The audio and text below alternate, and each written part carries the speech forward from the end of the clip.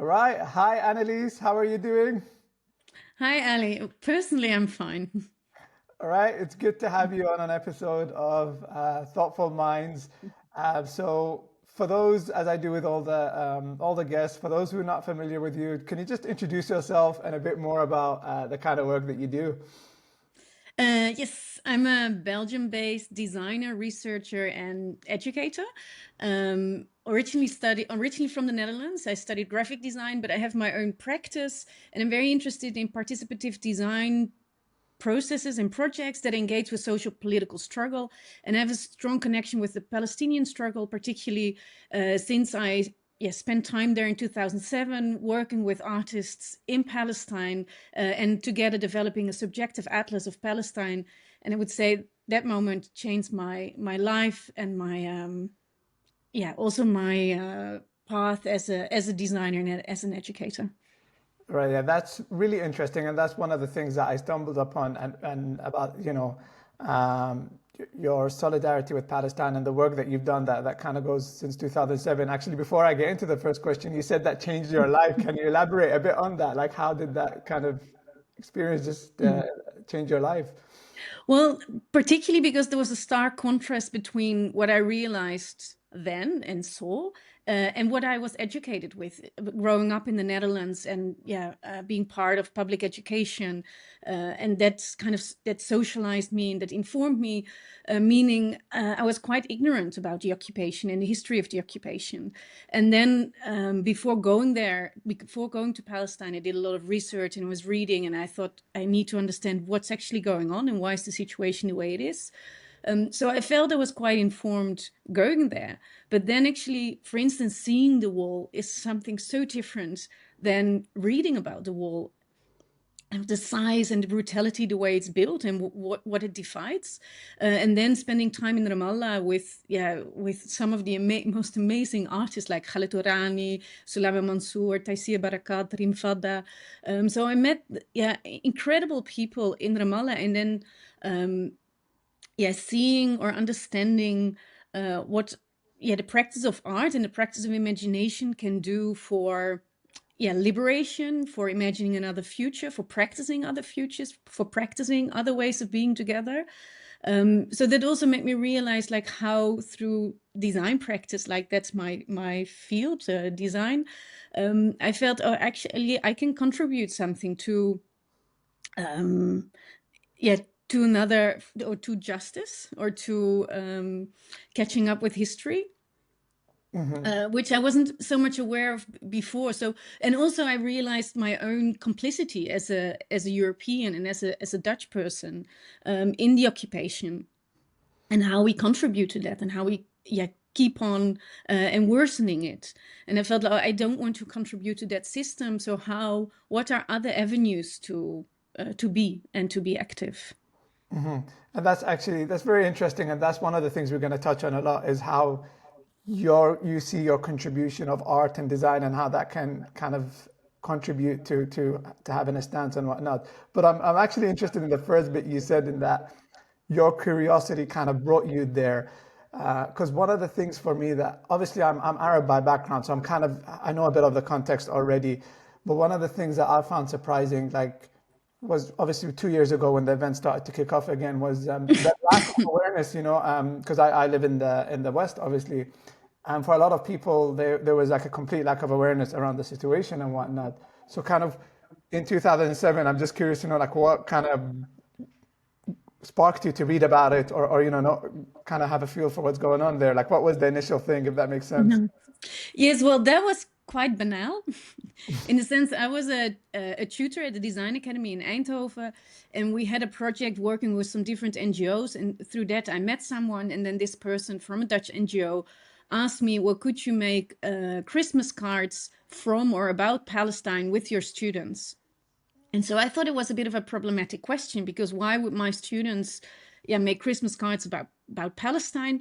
But at the same time, her posing this question made me realize that I was ignorant, and I felt guilty about being ignorant. So I felt like, okay, um, maybe I shouldn't just say, okay, this is a problematic question. Maybe I can come up with a counter proposal, because there is something to say about it, but maybe her translation. So I think her intention was not wrong, but her translation to form was problematic. So then I came with a counter proposal, and I said, can't we make a subjective atlas of Palestine, made by the Palestinians themselves? I mean, it's up to them to create their image and have agency about their own representation.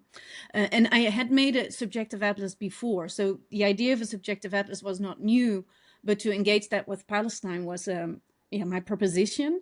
And then she responded quite open to it. She said, okay, that's interesting, we are open to it, and also they have some budget, so that's also kind of part of the reason I proposed it. But she said, we don't have a publisher, we're not connected to artists in Palestine, so yeah, you need to do that in order for us to be able to support that.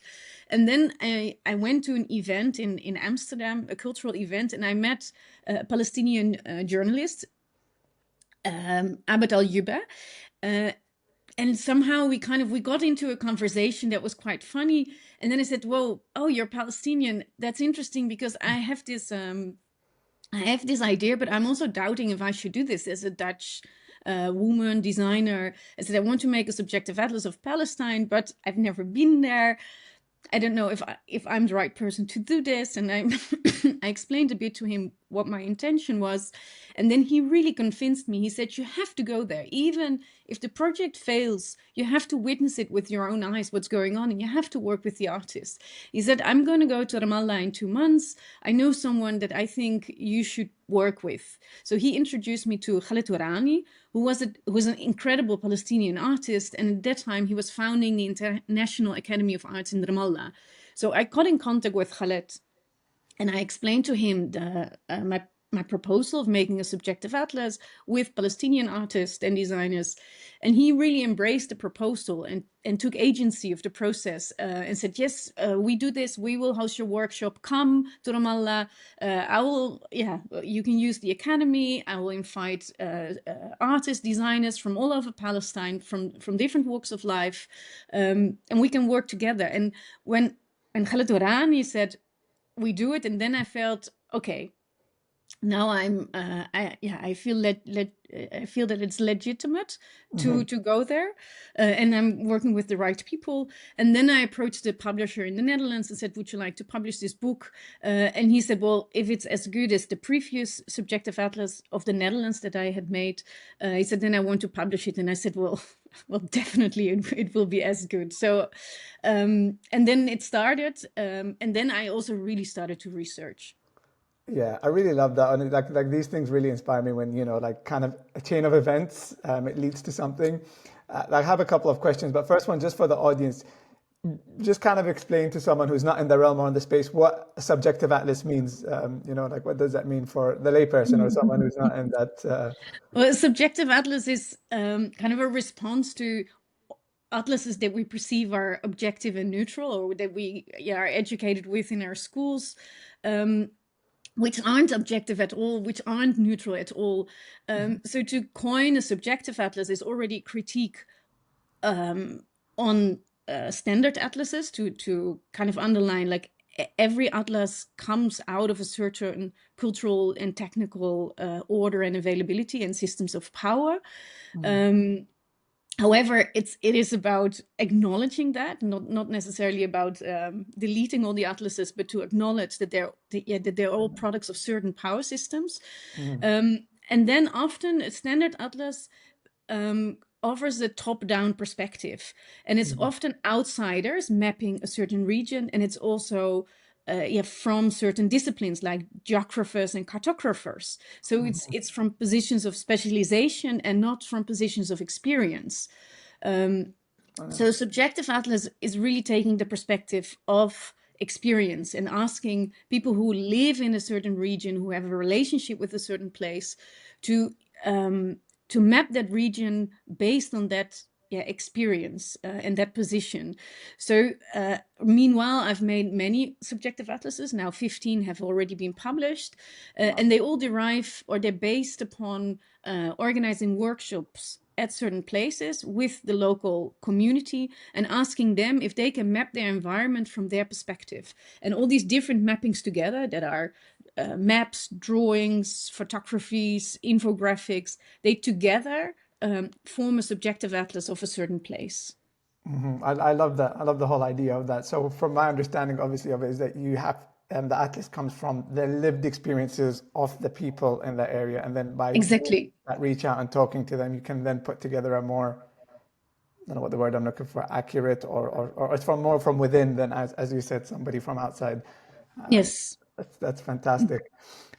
So one of the things that I'm going to ask you a couple of questions, but just to put it into context, is you've been involved in projects like disarming design from Palestine. Just Yes. briefly explain that a bit, so then it will kind of put context for the next questions that we're going to ask. So yeah, what does that project involve? What does it entail, and what is kind of the mission statement? Yeah. Well, after visiting Palestine in 2007, it never left me.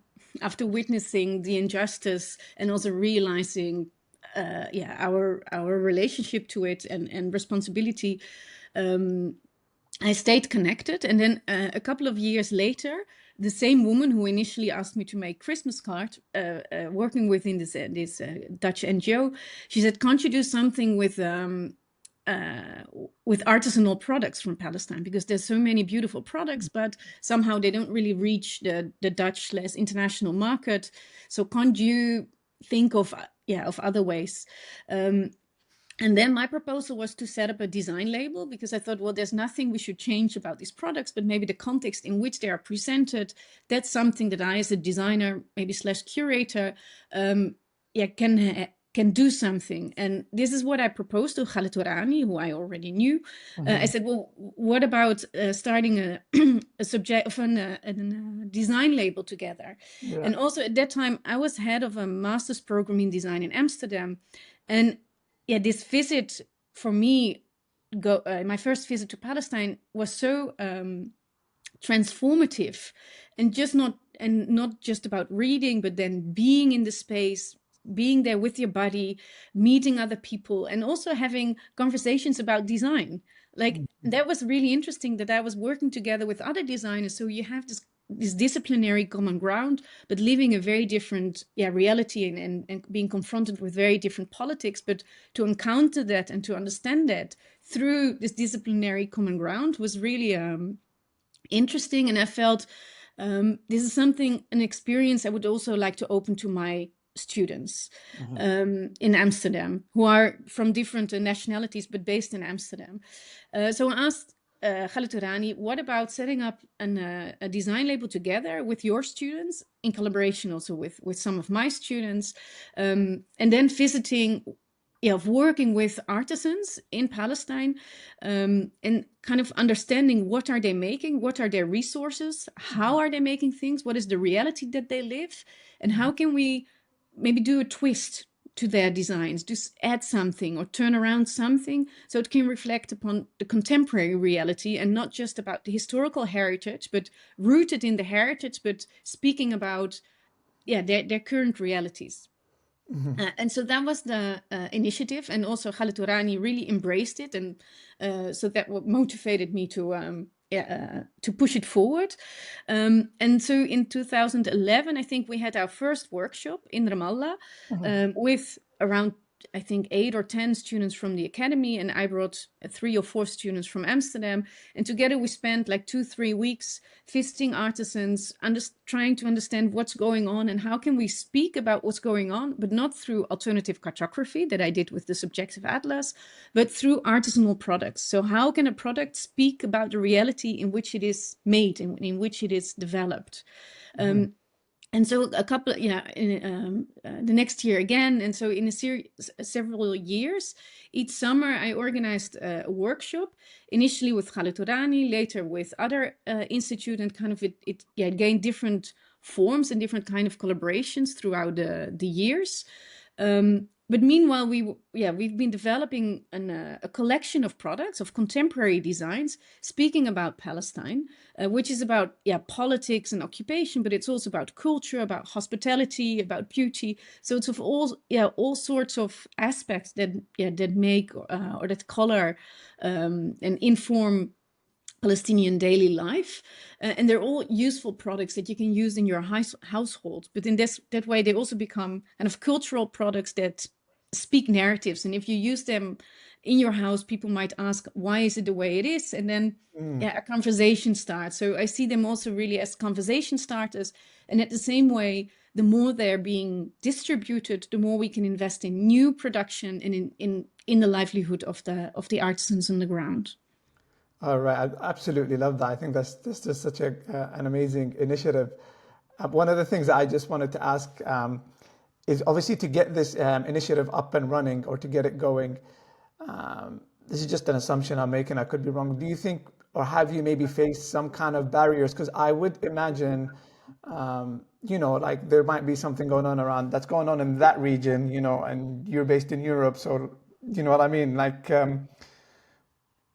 why should we bother, of what's going on there? Like from me, someone who's not in the space, that's kind of sometimes when I have conversations with people in a polite way, that's kind of the narrative we get. It's kind of like, okay, we get it, what's going on there, but it's far from where we're at, So like, did you get some kind of a pushback, or was it more just, Mm, well, there have been like 1,000 barriers, kind of technical barriers in the sense mm, like transfer of money or yeah, connecting credit card payments to our web shop, in which the payment service said, "Oh, but in your name it's Palestine, so it means your money might be spent on terroristic aims. So yeah, yeah, we cannot allow credit card payments." hmm, So thousands of these kind of horrific aspects. But I thought that was also interesting for me to learn like how occupation is being executed on so many ways, and hmm, also not just by Israel, but by our whole global community, and particularly our economic and visa communities, like all these rules that are put upon certain identities and not on certain other identities. So design also became a way to understand that, to encounter all these aspects.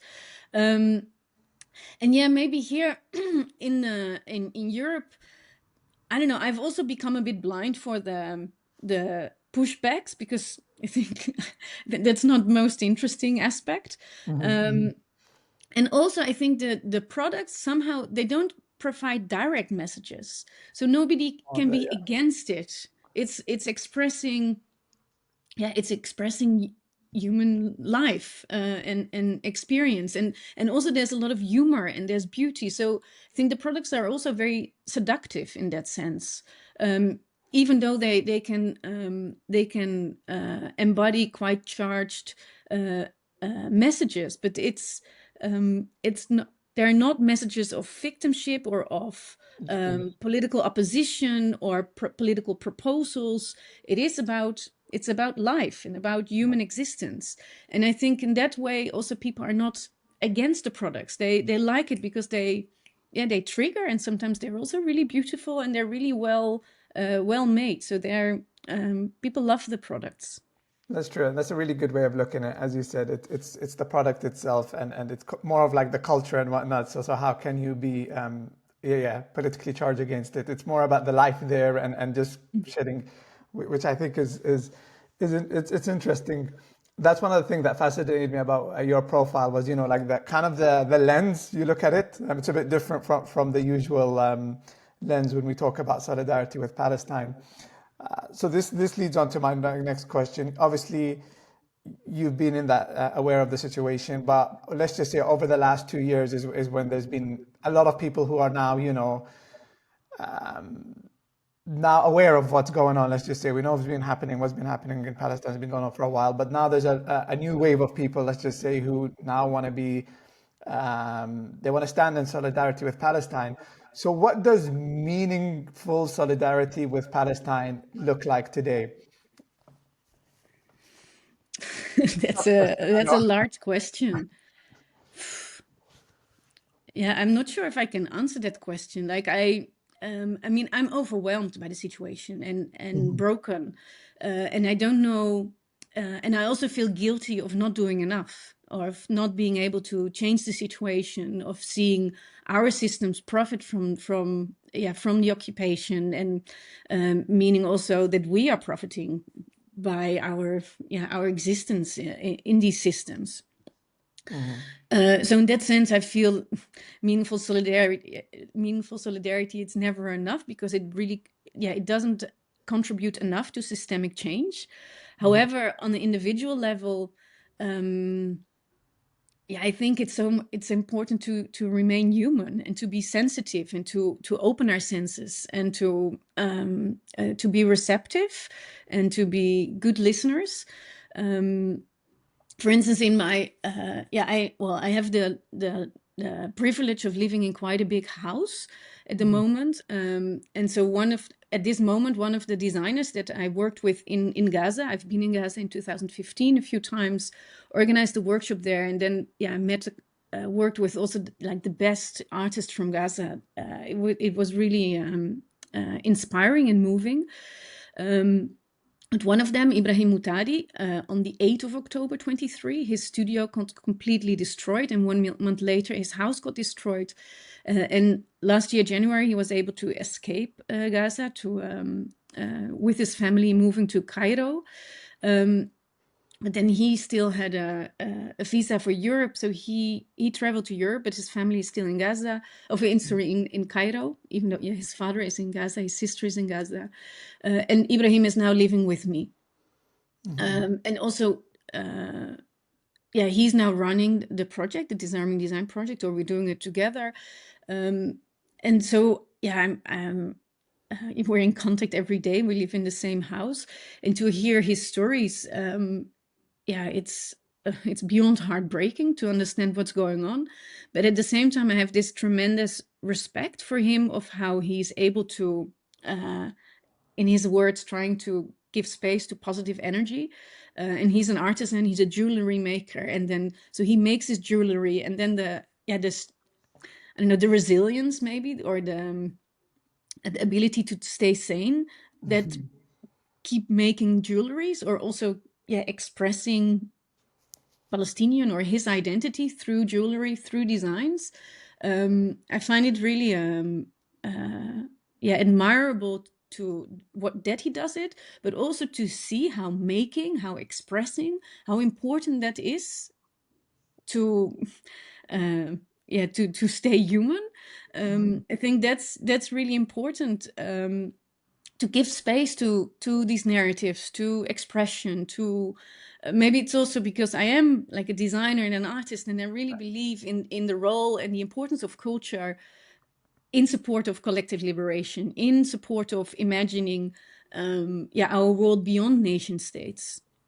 So I think to me personally, or that's my field of expertise, I really want to stimulate and create and enforce spaces for expressing, for imagination. And to me, this field of solidarity, of creating space for imagination, is something that I try to contribute to. That's really a nice way of putting it. I mean, as you said, you're very kind of the scope that you're interested in is using art or as a way of expression in such matters, using the arts and whatnot. Once again, this might be a bit of a tough question, but one of the things that comes up is how can one distinguish, or how can one between, like supporting the cause, and there's now kind of a term, kind of like it's performative. So you've seen, especially now in popular in music festivals or whatnot, and some people say, they're just doing this, just to get it. It's just performative, they don't really care about what's going on. So like, how does one kind of, you know what I mean, distinguish or draw the line between these two, if that makes sense? Well, I think performative is not bad if it's something else as well. If it's just performative, it can become hypocritic. Yeah. But we also need the performative aspects. But what really counts is action and is doing it, and that's often in a very invisible field. And I think that we need to keep on doing. One of the examples now is I'm a tutor at the St. Lucas School of Arts in Antwerp, and we got an Erasmus Plus budget for an exchange with the Beerside University. So we're able to to exchange people, and at this moment we're setting up a collaboration between the Beerside University and two schools in the Netherlands, and with design students from Palestine, from the Netherlands, and from based in Belgium. We're gonna set up a series of online sessions, and then in March, the whole group of Palestine can come to Antwerp. And we're reflecting on the notion of home, and not just as a home as a construction for protection or to live in, but also home as a memory, because home also gives space to ways of living and of community values and of heritage and culture. But the moment not only the homes are being destroyed, also the memory, the heritage, the archives are being destroyed. So to maintain these memories and to keep spaces to materialize these memories, to reflect on them, to do something with it, is really crucial. Yeah, in order to keep also Palestinian identity even alive. I mean, it's not even just my words. It's like the conversations that I have with the tutors in Beerside University, and how they express how just Palestinian identity is being. I mean, it's being the erasure is taking place already, like for the last 60 or 100 years, but now in such an active force. So practices of archiving, memorizing, catalyzing, materializing. I think these practices are really crucial to really acknowledge, continue, and give space to Palestinian identity, wisdom, history, as there's violent, monstrous, active forces trying to destroy and erase it. So we need to counter these forces on ways. I do it through art and culture, others do it through law, others do it through journalism. Like, we have to use our expertise in ways that we can counter it. And then that leads on to my next point. It's really, I love what you're saying, is whatever expertise we have to kind of use it to challenge that culture, and try to, as you said, do a bit of counter the narrative. The thing that This is a question that I would ask for you, is for someone who, let's say, is now wants to use their expertise, whether it's in arts or laws and whatever, but there's a lot of fear right now. For someone who wants to get in, there's kind of like, oh, but if I do this, they might just, you know what I mean, affiliate me with someone who's close to terrorism, whatever. So there's a big fear. Like, I know there's people who want to start, but there's always that fear of this can, like, result in severe implications from me. So what would your advice be for someone who, as you said, let's say, is inspired by your work and wants to do their own thing, and contribute in their way? Like, how can they navigate that? If that makes sense. Well, the first thing is, I think they have to remind themselves how human they are, or activate their Yeah. ability to be human, in the sense that their ability to use their senses.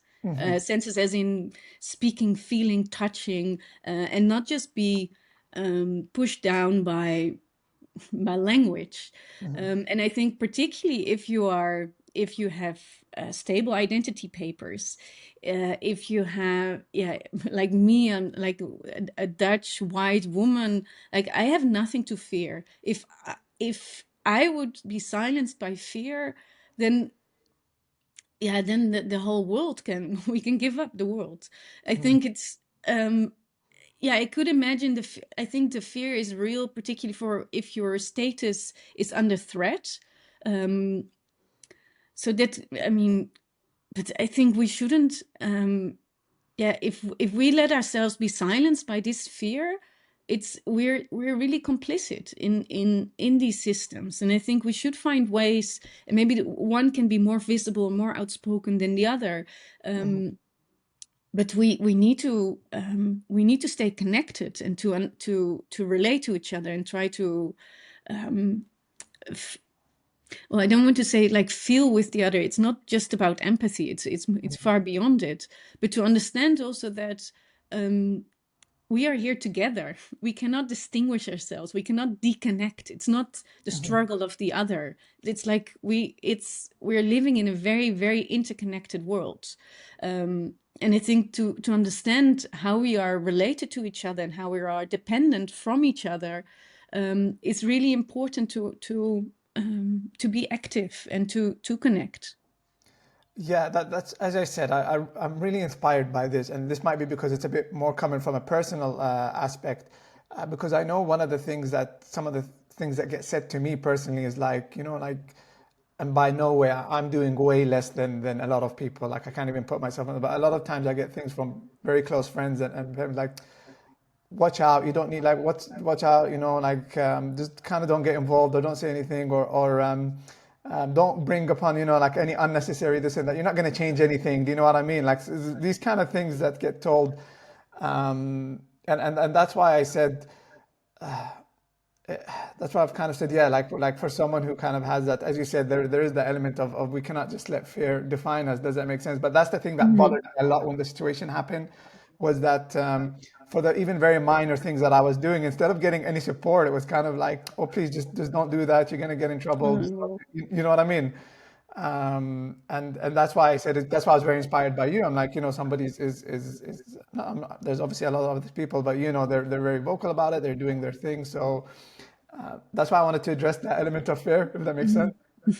Yes, and also it makes me I wanted to say something on your very first question about like the boundaries that I would encounter with developing this project. What was really interesting by engaging in this project, that it allowed me to, or it introduced me to the most amazing people. And I've never encountered so much solidarity as by being active in this project. People who help shipping products, supporting, or like on all kinds of ways. So I've also really saw them very beautiful aspects of human being that really also provides a lot of hope, and it gives energy. So I think it's also the more we allow fear to define us, also the smaller our the world is becoming, and the more fear we encounter and see. And I think the moment we open up, it's like the more also opens up to us. And I think that's something we should always remind ourselves on. That's very well said. Um, as you said, I remember I read somewhere about someone, I don't want to butcher what they said, but they wrote a nice piece about how we say free Palestine, but in a way, sometimes it's also Palestine is freeing us when we, speak up against injustice and whatnot, and we don't just Yeah. stay silent. So there is a lot, yeah. Yeah, That's, and sometimes maybe it's also very contextual. I think I wouldn't um maybe I'm vocal, but I'm also not careful, but I am sensitive or mindful for the context in which I speak, or where to do things. And I feel also with and the Subjective Atlas and the Disarming Design project, they're not direct statements, but they are incentives to make us aware of the complexities, and to sensitize, and not to be I'm not searching for opposition, but I'm searching for connection and understanding. I love that. And that leads on to actually a good question I had. So you've had the experience or the privilege of actually going there and working directly with Palestinian artists and community. So like what are some of the lessons you learned from that? Oh, that's many. um well, I mean, it made me it made myself feel very humble. um yeah, the generosity, the hospitality, the joy, the humor, um yeah, the quality of storytelling. I mean, that's, I think it's lacking in Dutch culture, and Palestinian culture is really strong. I learned to smoke, to drink coffee. I mean, I drink coffee, but then I don't know, kind of in Palestine, kind of taking time to feel each other. Also because there is often a language barrier. Not always. I mean, but then still, like English is not my first language, and then for the Palestinians, neither their first language. Sometimes with artisans, we have Mhm. limited common ground in language, but we sit together, we drink coffee, we smoke, we and engage through the materiality. And I feel that there is a lot of exchange, even though we don't speak each other's language. So I think it really, it made me myself more human. And I think I don't know if that can be a verb, but it undutched me. All right. And food, like, oh my goodness, like the kitchen that opened to me, the tastes, and also the habits. And I think, well, the biggest quality, and maybe that's also the contrast with Dutch culture, is generosity and hospitality. Yeah, that's really interesting. I mean, because I'm just listening to it, I'm smiling because like I'm a third culture kid, so like I am from the Middle East originally, and then like I lived in Canada, now I'm living in the UK. So I very strongly resonate with all of these kind of things. And the aspects that you mentioned are actually the things I miss about back home a lot. So that's why I was like, it makes sense. Um, no, that's wonderful. So we're talking a bit now about radical networks. So I know you've worked a lot across international platforms that challenge dominant narratives. So I was a bit curious about how radical networks are built and how they're sustained. So what do radical networks mean to you? Or maybe explain it to someone who's not familiar with that term. Um, well, well, I can give an example that I understood, like how important infrastructures and networks are. So when I set up this label, it started as kind of a design and educational idea, but it became a non-profit organization. We take things in production, we sell things, we promote things, but at the same time, we're a very small organization. So I felt that I failed, that I was not doing what the potential of the project was. We were not selling enough, or we were not following up all the emails or following up all the promises that were made. So I thought it was yeah I didn't know exactly, but yeah, it was also limited money. I'm doing everything voluntarily. So there was kind of a struggle of like how to come up with both the potential of the project and the promises that we make on the ground and with the people that we meet. So actually, I applied for a PhD in order to really kind of also reflect on these kind of questions, and also all this intercultural collaboration and the power structures. And then I went to Palestine in I think 22, and I caught up with many of the artists and the designers that I've been working on, and I asked them like, what for you is the value of disarming design, and what do you feel we could do or should do. And then what was very strong, like nobody complained about the lack of sales or the lack of not catching up the promises, but what they felt was most valuable was the people they met and the visibility and kind of the networks that or the access that it exposed to them. And then I realized that this exchange of ideas and the workshops that I organized, maybe it was not just about what we came up with during the workshop, but it was these human exchanges, these connections.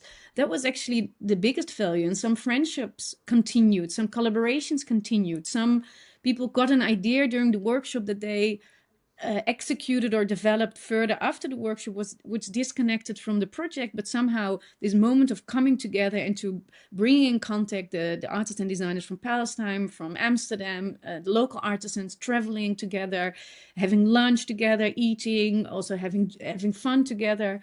Like those were the most valuable aspects. And when I realized that, I thought, okay, so this project, even though we develop materialized things like products, the real value is what these products do, and not the product itself, but it's the connections it makes, the visibility they provide, and also I feel particularly in I work a lot with young designers or students or young professionals who have a lot of really valuable ideas, and they have certain values. But in order to to execute them in their professional life, it's very hard because they also have to pay their rent, they have to a reality they face. So it's quite hard to yeah, to stay active, to keep, to shape a practice that is according to the values that you carry with you, or that you became aware of, or strengthened during your studies.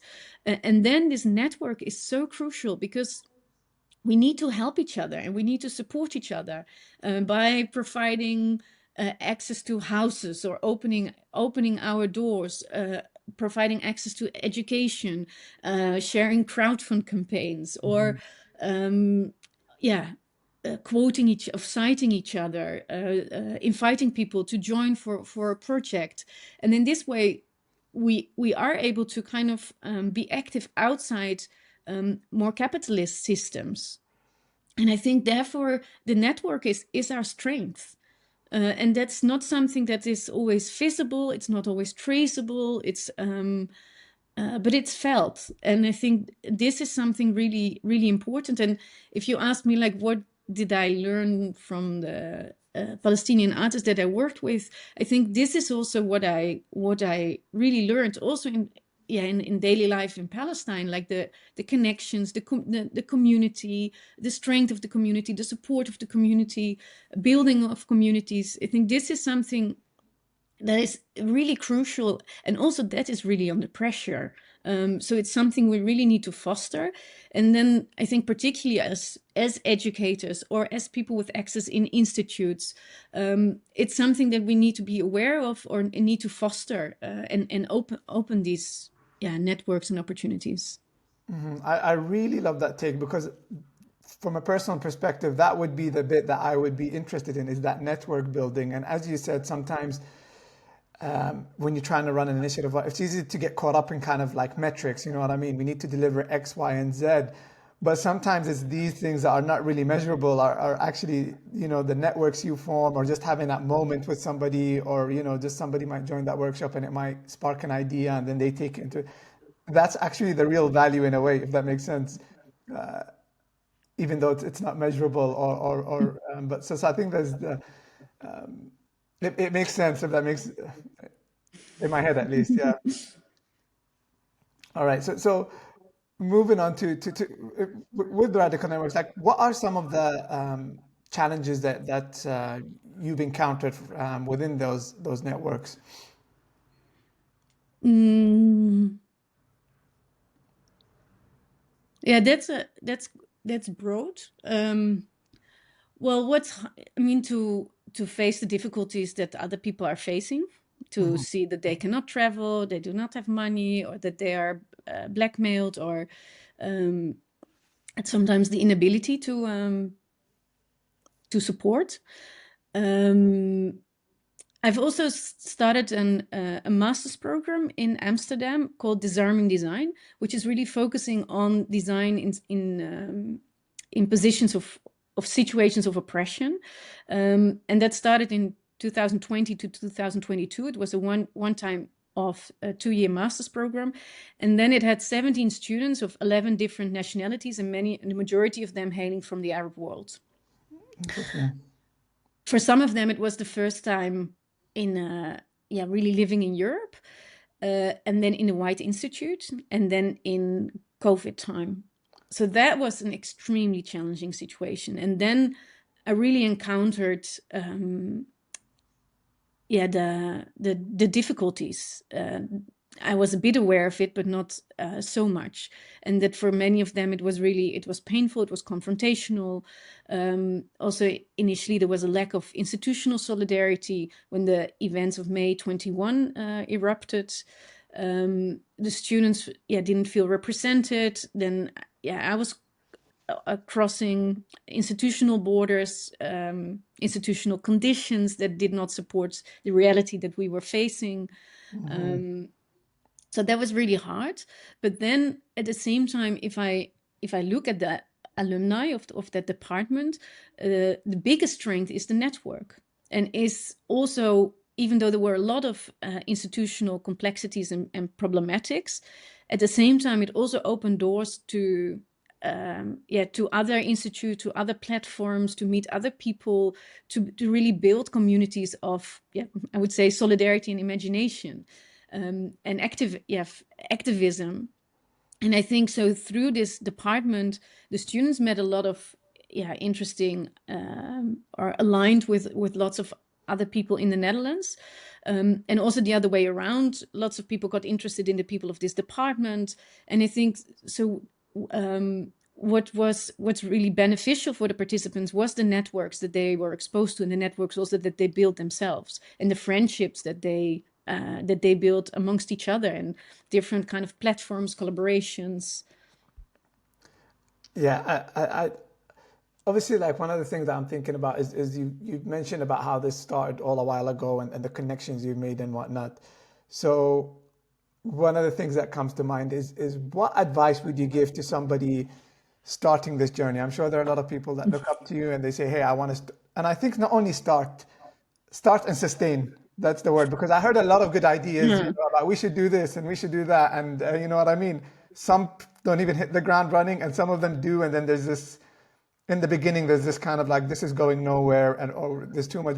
So like, what would if somebody who's very interested in the work you do, they say, I want to do a similar initiative or my own kind of collective in my whatever part of the world they are, So what would be your advice to them? Um, well, I think to see like what is working, even it doesn't matter how small the scale is, but let that grow. So I think don't start again. It's not about starting new things all the time, because there are already so many things happening, and also I think also yourself, you're doing things that matter, but maybe you're not always aware of it. So I think it's good to really grow from a position of, I don't know, of understanding and of things that already work, of connections that you already have, and expand that. And so also, like with my projects, it also started small. There was this subjective atlas, and then I started another project, and then there was the master's program.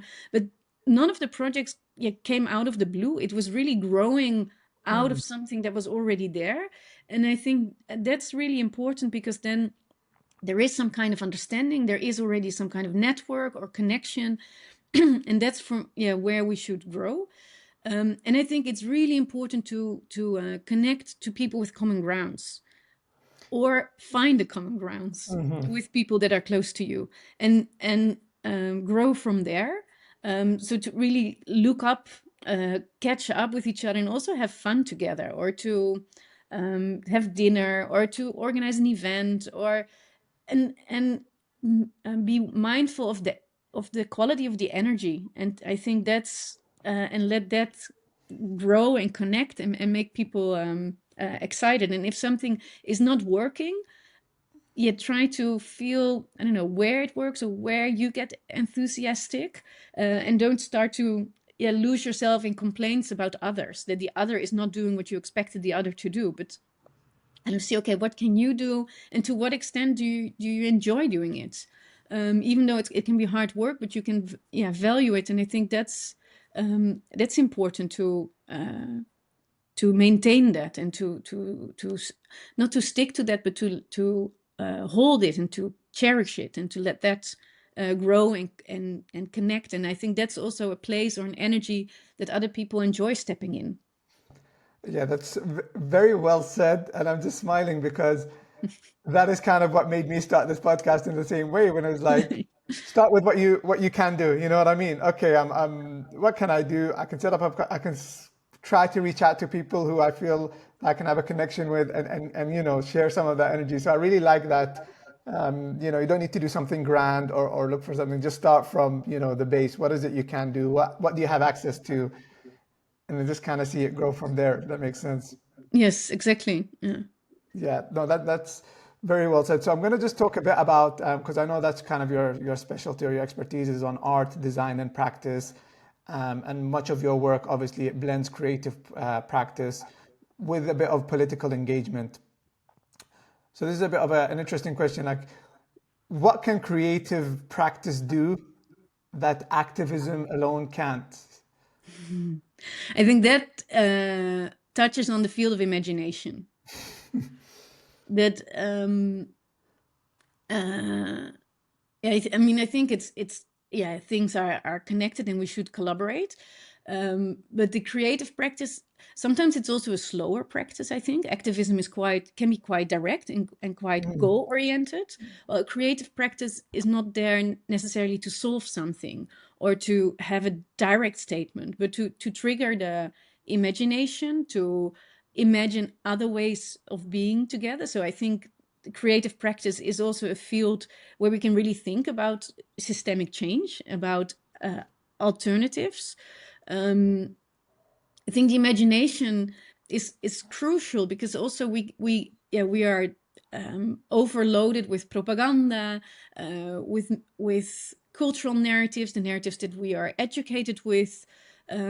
So to be imaginative is also to a way to keep your own human dignity or uh, your own to keep activating your own way of thinking and feeling.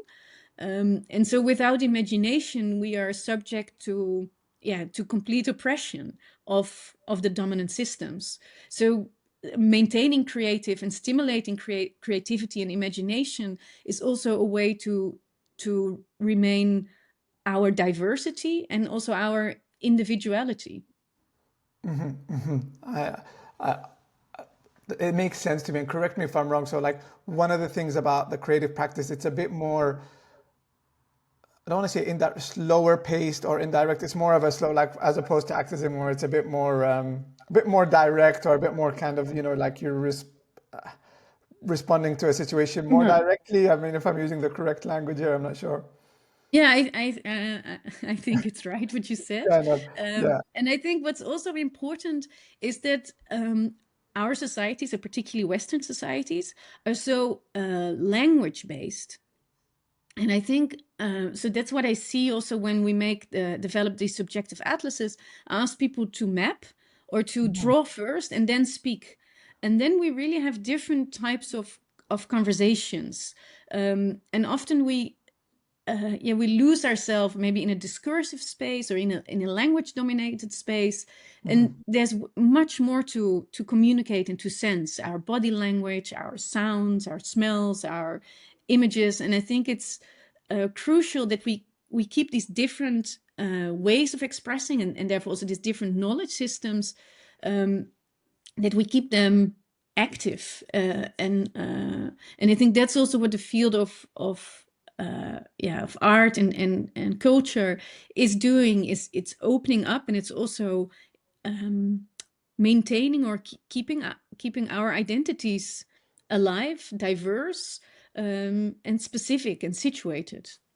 And that makes sense. I think one of the things that wanted to ask you about is coming at it from an angle of, obviously, because you're in that space, right? Mhm. So this is a tough question. I know Mhm. maybe we won't have the answer for, but what would your advice be for somebody who wants to kind of keep that creativity alive, or that have a bit of that creative, for someone who, as you said, like they're not in that space. Let's say someone like me or my friend who we just work, our 9 to 5 is not really in the realm of full creativity. Does that make sense? What can they do? And I know a lot of people are interested in that kind of thing, but they're like, we come back, we're exhausted. So what kind of small actions can someone do, if that makes sense? Read novels, go to theater, go to museums, go to concerts. Yeah. Um, yeah, maybe organize poetry reading events. I mean, it sounds maybe a bit dull, but I think it's, you say like, oh yeah, I come home from work and I'm exhausted. I think culture gives energy. So it's also, it's a healing capacity, or it has a healing capacity. So I think it gives energy. So it's not just that you need to do it. It's like it's a gift. And I think, I mean, also culture. It's really cultural events are under pressure. Like governmental money or budgets are cutting down. So I think we as people should keep it really activated, and then by going to theaters, by going to concerts, performances, like go out there and engage, and then other things, it will happen. It's so it's kind of get the ball rolling, and not not define already what you want to do, but more kind of step into a certain energy, and then things will move, or they will mobilize you. um, and I Yeah. think it's important to to open that space, to activate that space. Buy books, give them to your friends. Also buy books from Palestinian authors, Arab authors, poetry. I think it's we need to keep these narratives active and alive, and with us and in between us. Yeah, I really love that you use the word energy a lot because I'm very big on that word. And as you said, there are the certain things that bring energy. You know what I mean? I always mention that to my friend. I'm like, when the energy level, when you're doing, when you're in, when you're kind of like engaged in something that's creative or whatnot, the energy levels are, it's different than when you're kind of just, plugged in or just doing something on autopilot, let's just say, for lack of a better word. Yes. So I really like that you use that word, and we can have a whole discussion, 3 hour podcast about energy and all energy levels and whatnot. Um, so this is something that you kind of touched on a bit earlier, um, and I'm going to bring it back up. So I'm sure you get questions on position, on your position as somebody who's Yes. not directly, like, how do you engage in a struggle, for example, that isn't directly yours? Because obviously, yeah, as you mentioned, you do a lot of work with the Palestinian people, but it's not your direct struggle. So like, how do you deal with that? How do you navigate that, if that makes sense? Yeah, that was really hard, not for myself to do, but for the responses that I gained, but also for like when I was in Palestine and organizing these summer schools and events, and I always organized it with local partners, so it was never me kind of deciding, but we organized it together. um, then there was no issue about my positionality. Like Yeah. we were all there together. There was a really really good energy also. But the moment I came back, or the moment I started to talk about the project here in Europe, and then people were questioning me, criticizing me, or also I wasn't able to find the right words to speak about it.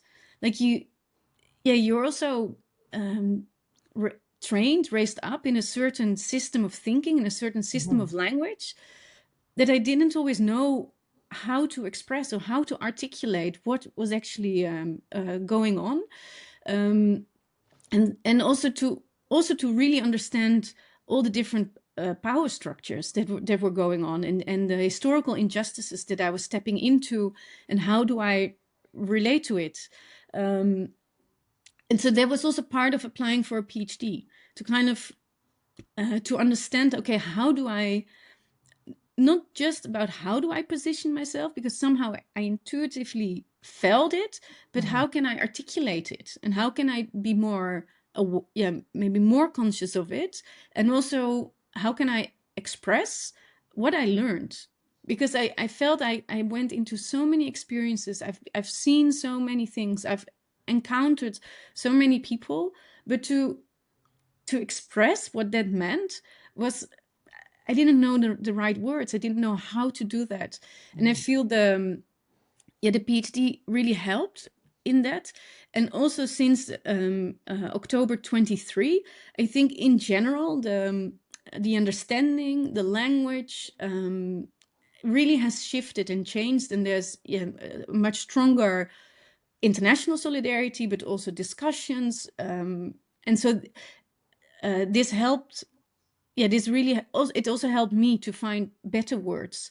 And also when I was heading this disarming design department, it was also, we had also very confrontational conversations with the students that weren't always easy, and it also confronted me with my own biases that I wasn't so much aware of, or the institutional biases that I was part of, and that how much I was institutionalized myself without realizing it. And I think these events, in that sense, made it I wouldn't say easier, but provided me more tools and means and vocabulary to articulate. That's interesting, and it makes sense. As you said, there'll be kind of having to, I don't want to say unlearn, but like having to kind of make sure that you you understand the culture. I don't know. I'm trying to find the right way of articulating it. But anyways, like, what would be, so like from your perspective, what would be the responsibilities for, or what, from what you know so far at least, for somebody who's going to sort of get involved in these kind of things that goes across borders or understand cultures or spaces that that's not their own culture. So what would kind of be some of the responsibilities for them, or the things to look out for, if that makes sense? Well, I think it's important that we see things relational. Like, how does an action relate to something else? If you make something, what does it imply? So don't stop your thinking in this one goal or this one thing, but to see things in relation to each other.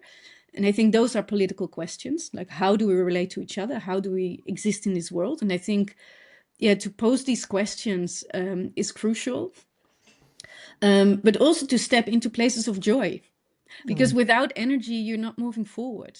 So it's also really about listening to yourself to see, okay, where, yeah, what gives you energy? Maybe it's singing, maybe it's poetry, maybe it's cooking, maybe it's dancing, maybe it's being alone, maybe it's hiking. But like, acknowledge that and embrace that, and I think then, yeah, you get mobilized by the energy that you step into.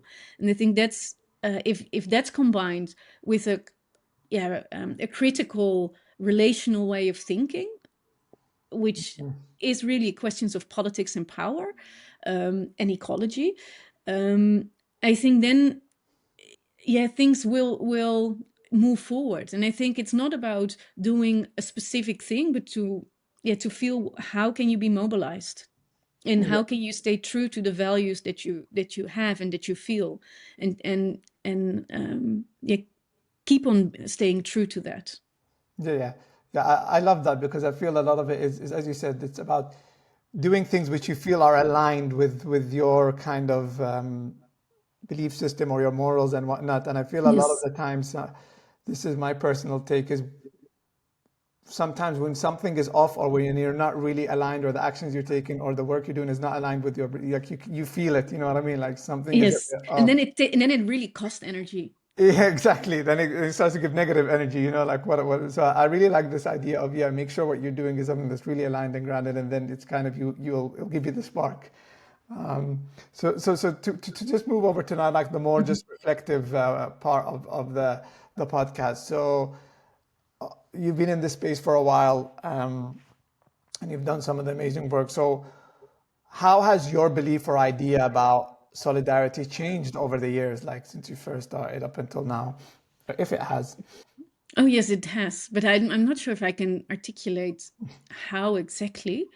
Um, Maybe it's about hospitality. Maybe that's my most important thing. That, particularly also growing up in the Netherlands, and really in a Western modernized system, it's hospitality is not the first quality, to say the least. And I think hospitality connects also to community, to sharing, to living together, and to support each other. And I think that is also what solidarity is about. It's about kind of understanding how we are interconnected. Um, and so it changed my behavior of being more hospitable, sharing, mindful. Um, and at the same time, um, also my political understanding, increased throughout the years. So to also understand how my actions, or what I eat, what I buy, how I move, that in a way they're all political decisions, even though they're micro political, but they all matter. Um, so the more I understand kind of the impact of these choices, that every euro that I spend is also supporting a certain system. So to be aware, to be mindful on which kind of systems that I support with the spending of my money. Um, yeah, that changed, and I think I did that years ago as well, but it's more and more and more conscious. Have more of that self-awareness. Actually, like it. That's a very good way to look at it. I think how every decision you make. Yeah. Yeah, and also I think that also changed throughout the years, is to understand the role of institutions. And like, there's also there's a lot of problematics about institutions that I've been more exposed to throughout the years, because in a way I fit into these institutions, they're in my culture, so also didn't really see the institution, and I became more aware of what the institution does, its problematics, but also I also see it as a tool. Like if I have access to this institute, I should also see it as a toolbox and use it Yeah. to um, to open up or to give space to things that I find value or morally right decisions, or like opening the doors to certain students or to certain authors or to certain knowledge systems, to certain possibilities. So not just to ignore or step out of it, but to say, okay, how can I use it?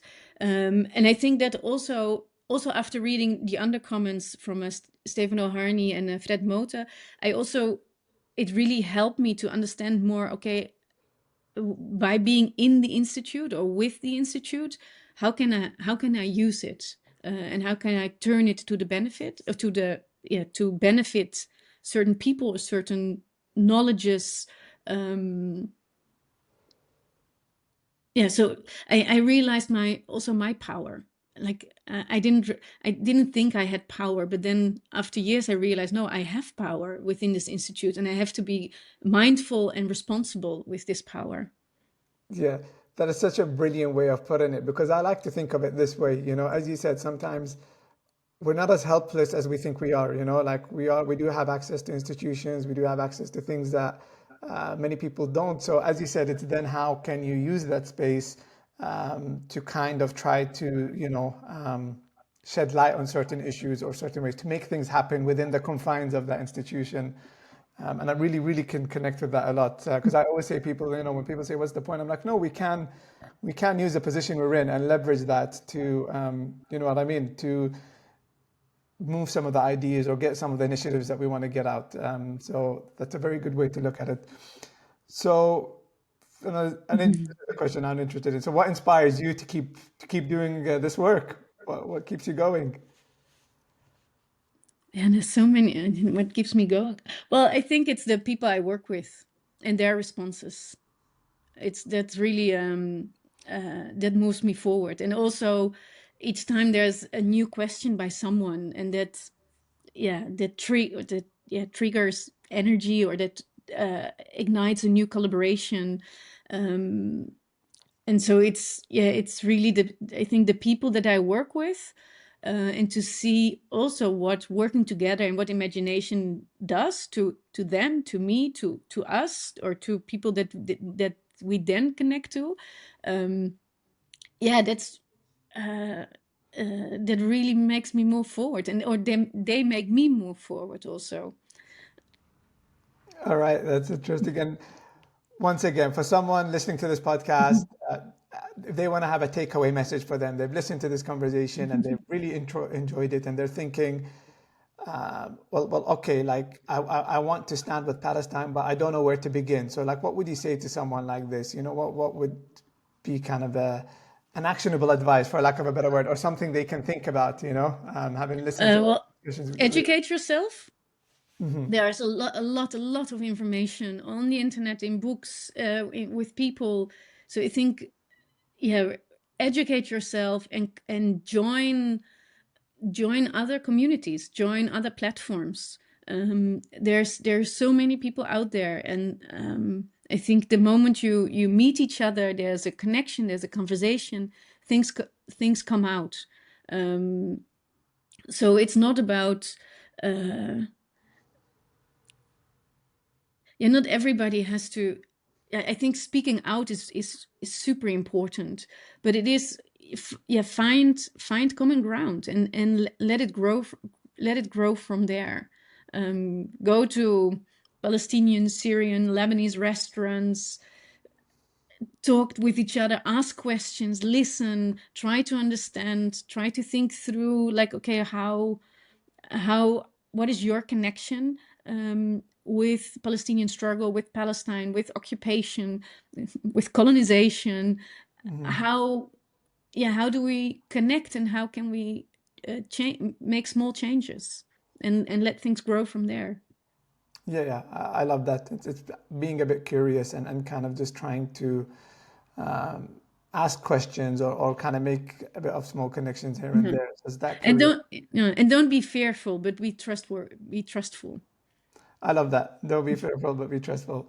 One more question. This is probably more for me rather than the audience, if I'm being honest.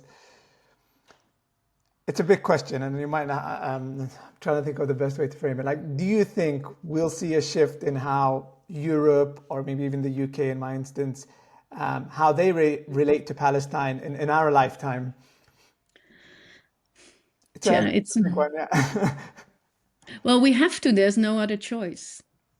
And if we look at the new generation, um, yeah, there's never been so much awareness with the young generation, so that provides hope. However, yeah, the oppressive systems, they are so aggressive and monstrous. So yes, it definitely will change. So I'm really believing in that. But I don't know how much destruction we will get first before things will change.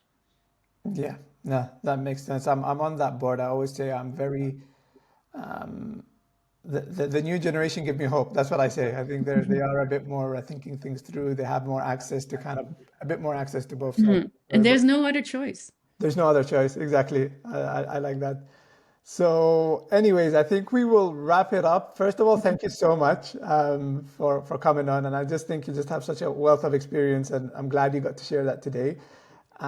For those who are listening and probably want to learn more or engage with the work you do, like where can they find you? Where's the best place to find you on the? I think the best place is the websites, disarmingdesign.com and subjectiveeditions.org. And then you find, yeah, the projects that I talked about. And also if you, I think, search online for disarming design or disarming design from Palestine, you encounter a lot of information on it. Brilliant. Thank you so much once again.